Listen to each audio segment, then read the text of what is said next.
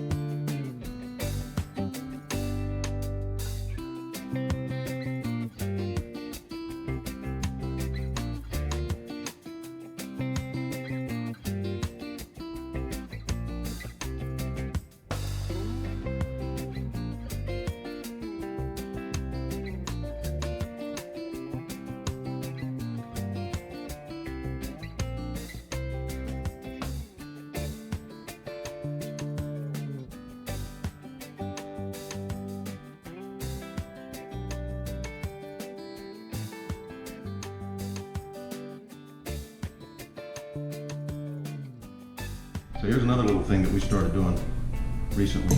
I read about it. It's Himalayan pink salt. You just put a pinch of that in a teaspoon. Another teaspoon of extra virgin olive oil. Straight gut it. It's supposed to be good for all kinds of different stuff. We just started a few days ago, so not dead yet, so it can't be that bad. Check it out.